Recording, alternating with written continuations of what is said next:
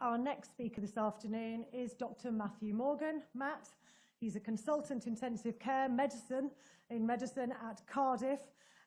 He's written a couple of books, and I think he's got a third one on the way. And no further ado, Matt.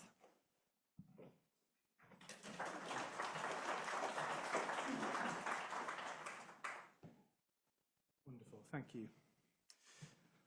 I've got something very embarrassing to say, but I feel like I'm in a safe place. I'm surrounded by vets and doctors and compassion, so I hope you forgive me. Even though I've written books, I didn't read a fiction book until my youngest daughter, Mimi, was born. I didn't read a single one. And the only reason I read a fiction book then was because she absolutely loved nursery rhymes. This was her favourite, The Princess and the Frog, or The King Frog. But because I'm a scientist at heart still and love non-fiction books, I wanted to go to the primary source. So for her birthday, I was very excited. I bought the Brothers Grimm, the original non-fiction version of the fairy tale. And Mimi's was in bed one night, and I remember it really well. I read to her her favourite nursery rhyme, and I got to the part where the princess met the frog. It's beautiful. She said, she picked up the frog and looked at its face. "You ugly, horrible creature, you are disgusting." She threw the frog against the wall and the frog was dead. Now, in retrospect, she hasn't slept very well since then, if I'm honest. But that's what we've been doing with animals. We've been throwing them against the wall, allowing them to die, and then learning from them. And I've long been fascinated with comparative physiology, but that's how it's happened. So instead, I wanted to meet animals in their natural environment. I traveled around the world and I wrote a book about it called One Medicine, and that's what I want to talk to you about today. But to help with that, I want to introduce you to somebody. And this person was also thrown against the wall and left for dead, just like that frog. This is Ivan. Ivan was a 19-year-old student with life at his feet. He was studying criminology in Wales, and he was assaulted on a night out, thrown against the wall, left for dead on the floor. And when I met Ivan, he looked like this. He was in the intensive care unit where I work. He was critically ill. He had a torrential, terrible traumatic brain injury. There was more brain outside of his skull than inside of it. And at the bedside, when I met him during a night shift, there were 3 other people there. His mum and his dad were there, and his brother were there crying. But we are human doctors. We're intensive care doctors. We knew what to do. We knew the physiological impacts about the therapies we were doing. We knew what drugs to dial up. We knew what dials to use on the machine. And we've only known that since about the 1950s and the 1960s, after people like Monroe and Kelly and others have taught us. But that's not true, actually, because there's a couple of people who've known how to treat severe brain injury for about 200 million years. And that is Misha, the Rothschild giraffe. She may have been on your walls. She was on famous Athena pictures. She was a giraffe I met when I worked in Australia, in the zoo in Perth. And every day, she treats a brain injury worse than Ivan's, because she has to get blood from its heart all the way 2 meters up to its head. And how does they do that? They do it exactly the same way as we do in intensive care. They don't have pumps they can dial or nursing staff to do it. Instead, they have a heart to do it. And not only that, they have the highest blood pressure of all land mammals in order to achieve what we call cerebral perfusion pressure, which is now, since the 1950s, how we treat severe traumatic brain injuries. Now, if you were to do an echo, a scan of a giraffe's heart, first of all, you'd need a very long ladder.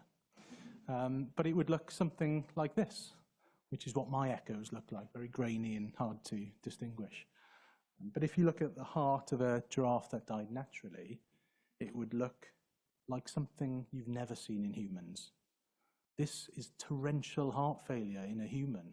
This would be hypertrophic cardiomyopathy, incompatible with life. People die of this every day in the intensive care unit. And yet this is a normal giraffe's heart. This is how it develops that blood pressure, highest of all land mammals. And yet, despite that, giraffes have no subendocardial ischemia. They don't have heart disease.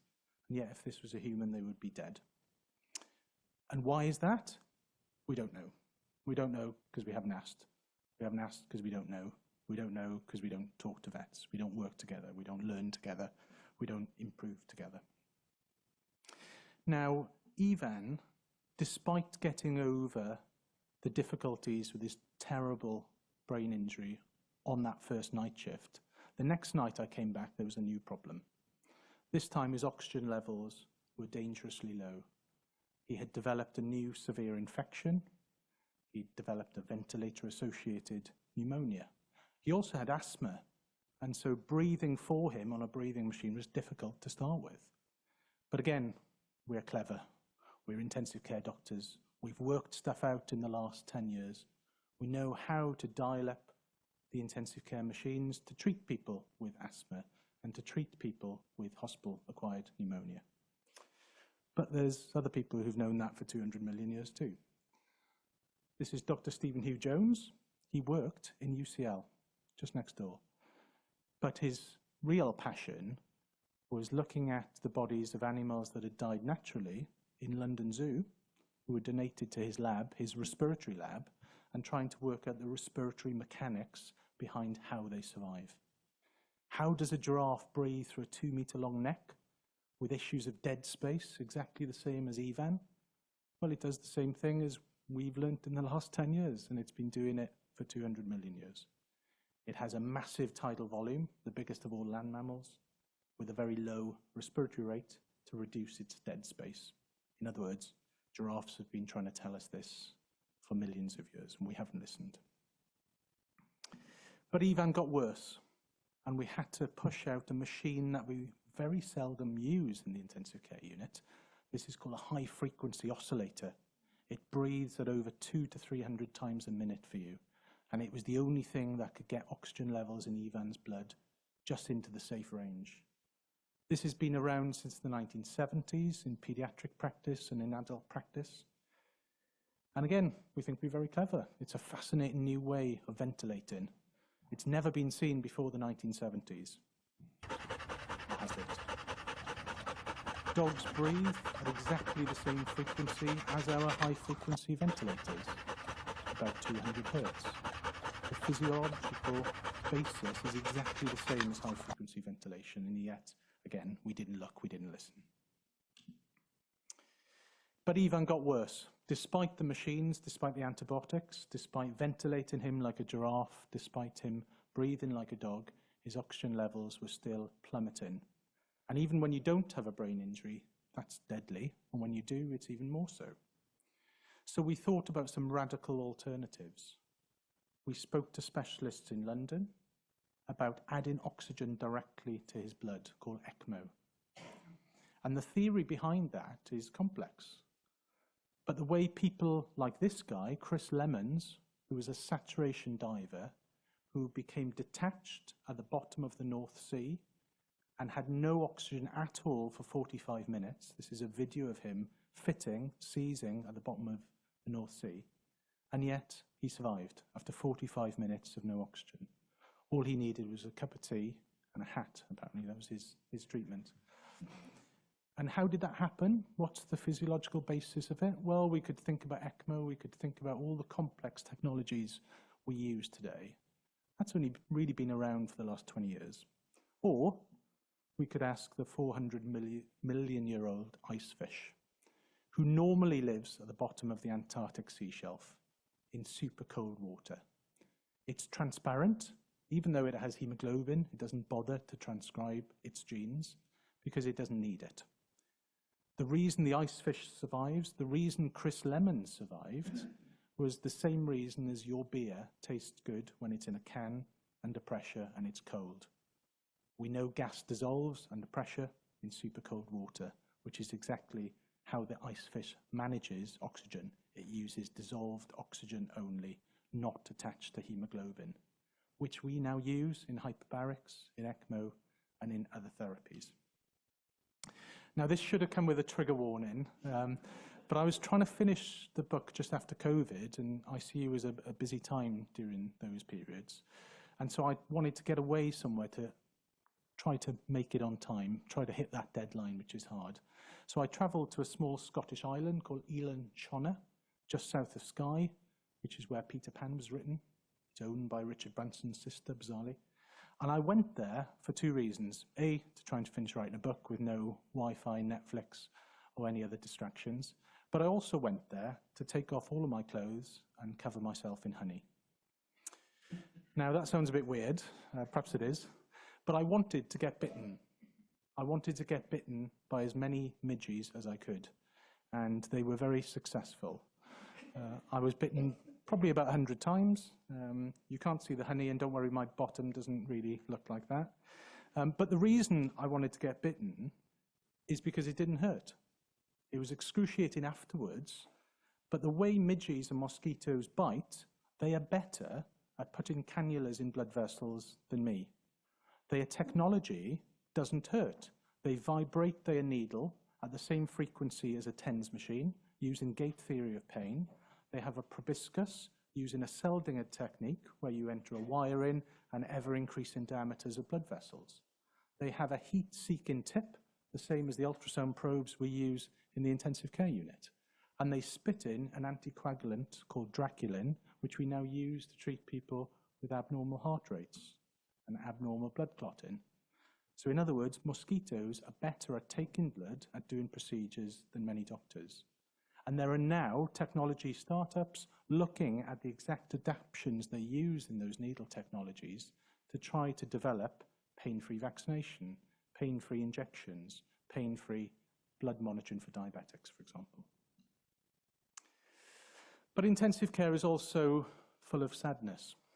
Every day I go to work, I tell probably about 30% of the people I meet the worst news of their life, that their loved one is going to die or never be the same again. That's a normal day in work for me. And yet, we're taught very little about that. This is a picture taken by Sherry Speed in a primate sanctuary, and this picture wasn't planned. It was when the matriarch of the group, Dorothy, who was in her 40s, died of heart failure, and spontaneously, the entire group did something very odd for primates. They were exceedingly quiet, still, they gathered round, they touched each other, they put their hands through the fence to try to touch Dorothy, and they had a ceremony, they had a funeral, they had an expression of love. And of course, working in times like COVID times, where touch wasn't possible, presence wasn't possible, the incidence of abnormal grief reactions was through the roof. And it's because primates like Dorothy have been trying to tell us for years that death should be when you're surrounded by people, when you're touched by people, when people talk to you, when people are there for you when you die. And this is what I thought was going to happen to Ivan. He was a student, just 19, a terrible brain injury, hospital-acquired pneumonia, line infections, C. diff, pressure sores. I saw him 3 months later on the ward with a tracheostomy, unconscious, still not moving, still not talking. And so when I wanted to feature him in the book, I wanted to reach out to his family, find out how things were going. He can't be here today to talk to you, but he has sent this message. Shemai, I'm Ivan Owens. It's now almost been Sound, 5 please. years since I was put into a coma for 28 days. It's been a very long recovery. Physically, I'm nearly back to how I was before the attack, As loud as it goes, thanks. although I still tire very easily off doing almost nothing. Good news is, I'm back playing football. I play football for my local Welsh-speaking team, Club Cymric, but I'm not allowed to head the ball, and I have to wear this padded headband instead. When I woke up from the coma, my first language, Cymraeg, has been and still is very strong, but my English language, well, I still struggle with it today, as you can probably see.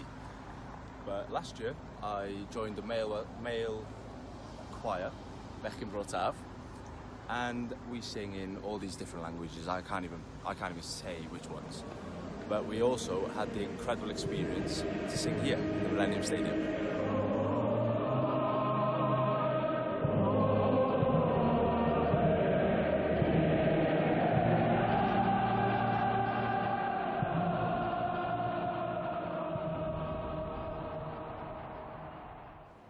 And because of my brain injury, I'm allowed to use a copy of the words and the music to sing in a competition like here. But my conductor doesn't let me.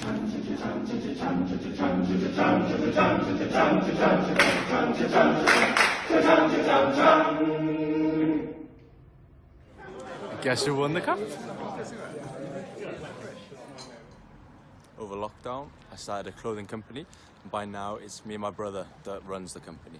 5% of our profits goes to ICU in Heath Hospital, and I'm going to deliver this order.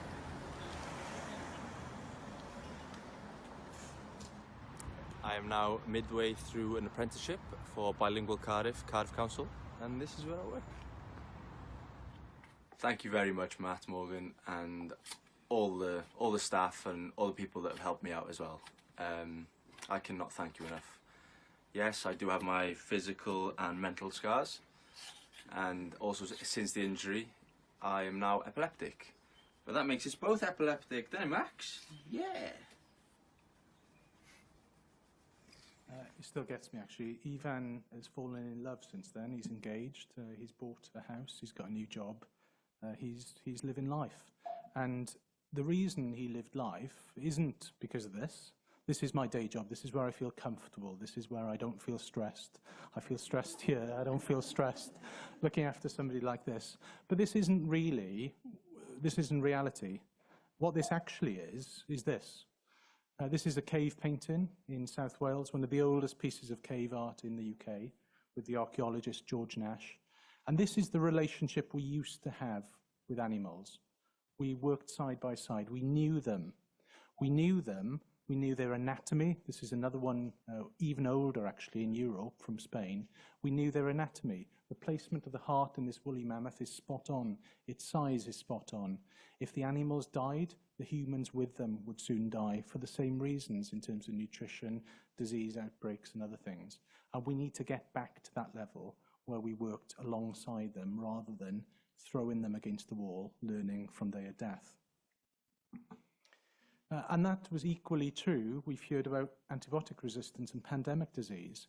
We felt we were clever turning patients over in the COVID pandemic. And yet you go on safari, you meet gamekeepers in Africa. This is how they routinely transport our animals. They always have, because they know the respiratory mechanics are so complex. So they routinely transport them upside down, prone. And so how do we do this? Well, actually, a decade ago this year, we took a group down to Noel's practice in Surrey. And this is probably the thing that started this journey. So it's a wonderful full circle to me. And in this picture, there are anaesthetists, there are nursing staff, there are research staff, there are spinal surgeons. And this is how we should learn together. Yes, the book is full of some jokes and some naked pictures of my back end, but it's got a serious message. Why do medical students train separately from veterinary students? Why do nursing staff train separately? Why don't we train them together? Why are the academic departments separate? Why don't we apply for those grants together where we are stronger, not separately? And why, as a doctor, did I stand up 20 years ago and swear an oath to one species on the entire planet, whilst vets stand up and swear an oath to every other species on the planet? It's crazy. And those are things which are easy to change. Now, I wanted to leave you with two minor quotes to think about. I looked on the Kindle reader before I came, which tells you the most highlighted parts of your book. And I thought, oh, that's good. I've spent a decade researching this, traveling all over the world. I'm sure people, the public, have chosen a very sensible sentence. The most highlighted sentence is, in embryological terms, everybody starts life from the back end. Basically, you started life as an arsehole. Some people never change. So thank you to the public for highlighting my decades of work as that. But I do want to leave you with a quote from my favourite philosopher, which of course is Winnie the Pooh. Lots of people talk to animals. The problem is not many listen. Thank you very much.